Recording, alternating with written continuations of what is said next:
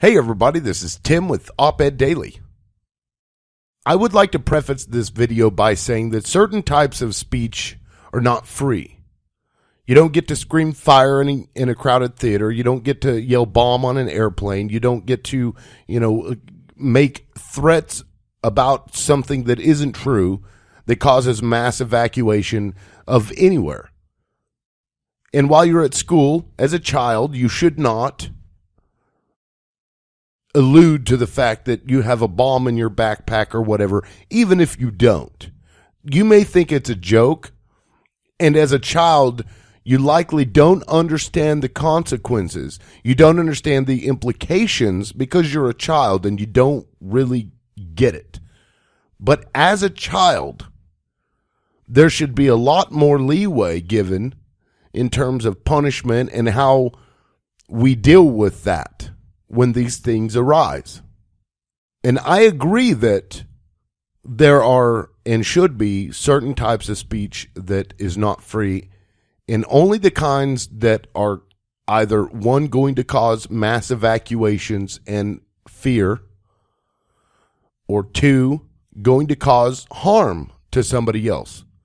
And I also want to say, and I'm gonna say this because I already know that I'm gonna get a lot of comments flaming me about this, but I want to say we have a lot of Islamophobia in this country.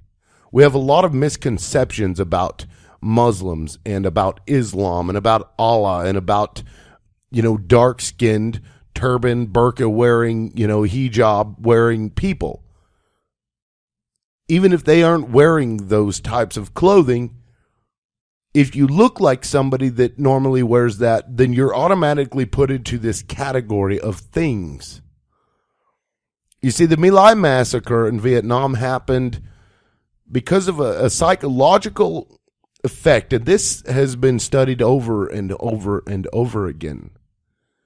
And it's important to note this type of a psychological impact because after certain amounts of trauma, your brain will disassociate itself from what it's doing. It will disassociate itself from the thing that you're looking at or the thing that is causing you this trauma. And in the case of the My Lai massacre, a lot of our soldiers did not view the Vietnamese people as people. They couldn't. Psychologically, from a psychological standpoint, they could not look at or view them as people because it is too hard on your mind.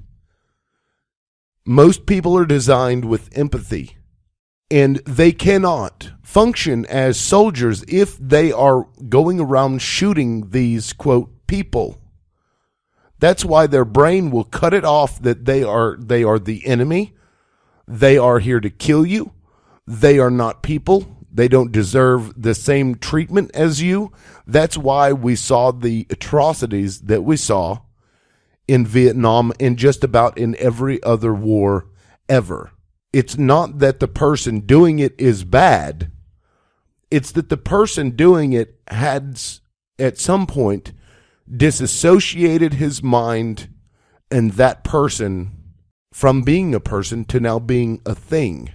Unfortunately, the United States government and the mainstream media has propagandized and fear-mongered all of the Americans for so long, and it has become almost a traumatic experience to Americans that they have disassociated themselves from seeing dark-skinned people that look like these Middle Easterners that they associate with Islam.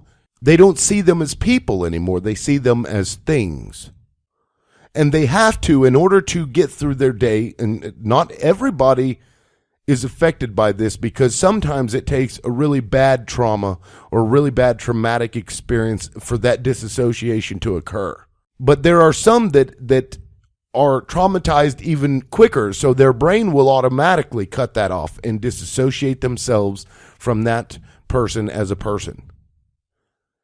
That's what we're seeing nowadays with Middle Easterners and the treatment of Middle Easterners and the profiling of Middle Easterners and the ability for Americans to say, okay, no more Islam, no more Muslims in this country. We don't want Muslims in this country, because they don't view them as people. This doesn't mean that Americans are bad. This doesn't mean that the people calling for this are horrible people. Although one could say that it would require being a horrible person to say or do something like that. But I'm saying that it is a psychological impact that has been brought to you by the U.S. government and the mainstream media that has caused this disassociation. And that's why we're seeing this 12-year-old boy. And this is a story that I alluded to earlier. This 12-year-old boy, he's an Indian boy, not Christopher Columbus Indian. I'm talking actually from India. His name is Armaan Sing Sarai. He went to school in Dallas, Texas, and apparently there was a bully that made the claim that he had a backpack with a bomb in it. Or at least the bully said that Singh Sarai said he had a bomb in his backpack. But now he is saying that that's not true. He is saying that him and a group of children were, I guess, talking about or joking about bombs. But him being the dark-skinned, Middle Eastern-looking Indian boy, he's the one that got thrown in a juvenile detention center for 3 days. They didn't call his parents for 3 days while he was in there.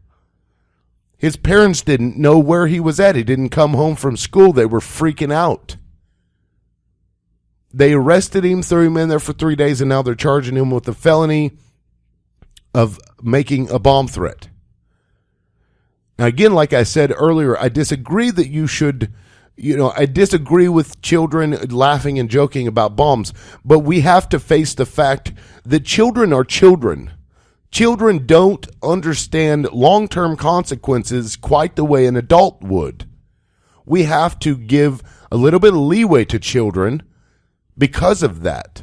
Developmentally, they are not there. What they think is a joke, an adult would not think is a joke. Oh, well, that's not funny. Well, it is funny to him because he doesn't really understand the consequences and the implications of what he's saying. Yet that didn't stop these police from arresting him, not contacting his parents, and leaving him in there for 3 days. Now, I'll also point out that I don't necessarily have an issue with them pulling somebody out of school and talking to them and investigating whether or not the child actually made a bomb threat. Because it's one thing if they're joking about a bomb. It's another thing if the child actually threatened that there was a bomb and that he was going to blow it up, which is what this, quote, bully had said. That Armaan had claimed that he was going to leave a backpack in a bathroom and then meet up with a group of people afterwards. But nobody knows the exact story here. Nobody knows if that was actually said. Armaan is claiming it didn't. Although the parents are not talking, the parents are basically refusing to go out in public with this. But this just points to an issue of how ridiculous we've gotten as a nation and how we have disassociated ourselves with these dark-skinned people, these Middle Eastern-looking people, these Islam-looking people. And I have my air quotes going when I say that. It has gotten to the point of ridiculousness. Now you've got presidential candidates up there screaming about, oh my goodness, we can't have any Muslims coming into this country. As if we don't have a First Amendment right to freedom of religion. We get to believe however in the hell we want to. But Americans that have been traumatized for so many years by this fear-mongering, constant fear-mongering, they don't view Muslim Americans as Americans. They don't view them in that way. Just like with the My Lai massacre. These soldiers were capable of doing those things because they did not view the Vietnamese people as people. Are those soldiers bad? Absolutely not. Are Americans bad? Absolutely not. But we have to get people to understand what kind of a psychological position they are in, and to come back to reality and realize that First Amendment applies to everybody. That First Amendment applies to people that are not even citizens of the United States. It does. And I just think it's really sad that even with a 12-year-old child, he is not safe from scrutiny, from profiling, from being treated as if he is a second-class citizen. He shouldn't have to go through that. As a matter of fact, if you were living in a society where everybody hated you because of how you looked or what you believed in, would you not at some point turn around and start disliking those people based on that view of you? I'm sure that you would. If you didn't, then that's great. And if you did, then it's understandable. You're creating, not you, but we as a society are creating a group of people that hate us because we don't look at them as if they are people. And that is a problem. Please share and like this video. Get the word out so people can start coming back to reality and breaking away from this psychological brainwashing that has gone on in this country. And let me know what you guys think in the comments section. But that's it for now. This is Tim with Op-Ed Daily. Peace out.